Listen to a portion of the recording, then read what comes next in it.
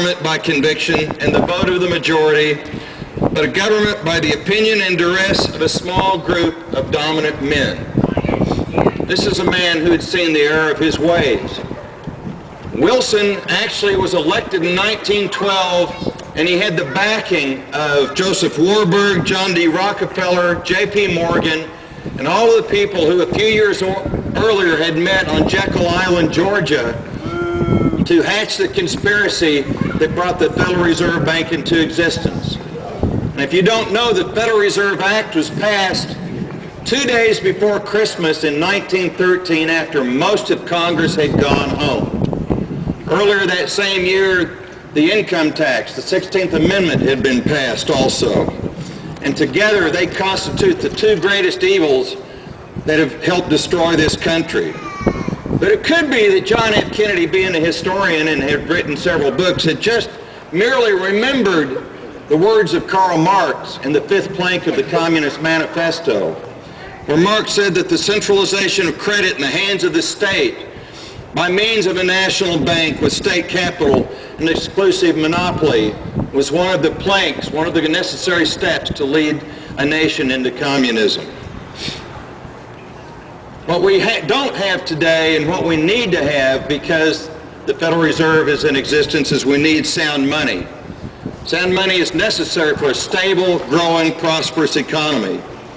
The Bible in Proverbs talks about the necessity of just, honest weights and measures. Money is one of those. It's used to allocate goods and services and capital to its highest uses in the marketplace. It's a store of value and a means of saving. And it's a means of political freedom. Sound money needs to be backed by a good, solid standard, and over thousands of years, gold has become the necessary standard that's been developed through time.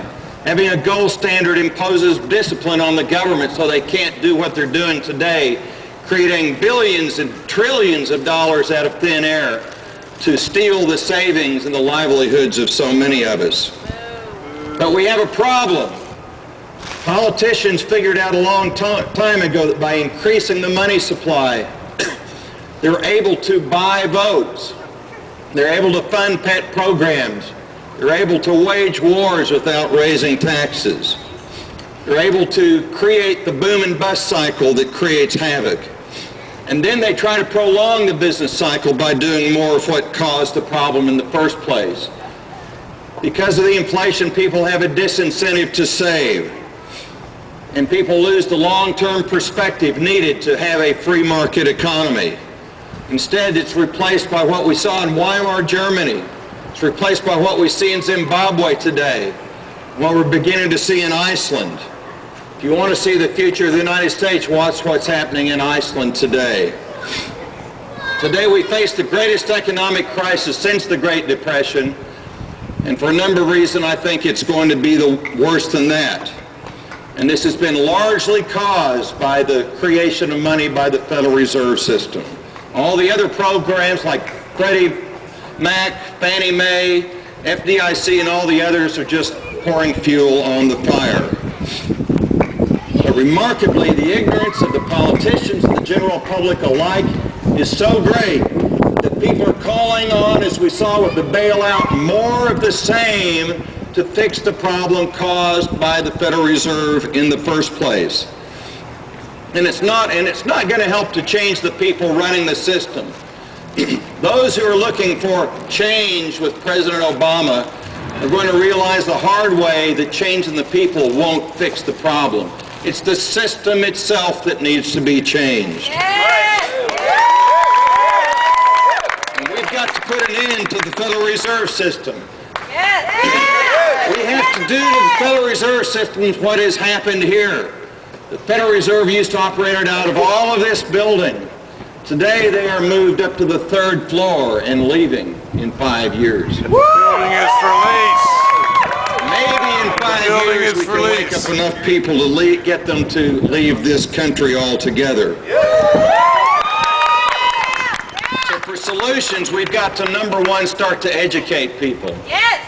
I had dinner with my parents last night, and my mother, who's a very wise person, said, doesn't the Federal Reserve just clear checks?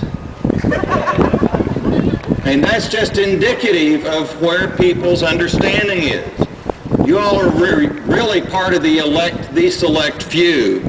So we've got to get into a sustained campaign of awakening our friends, neighbors, and families that the Federal Reserve is the root of our current financial and economic crisis. We've got to educate people in the principles of liberty. Yes. Get them reading Ludwig von Mises, Ayn Rand, Murray Rothbard, von Hayek, and others. We need to go to and support many websites like LouRockwell.com. Alex Jones at InfoWars. If you don't listen to Alex Jones on 107.1 here, or go listen on the web, you need to start doing it. Yes. The problem's much, much vaster than the Federal Reserve. Yes. I even have a blog, freeoklahoma.blogspot.com, if you want to go there.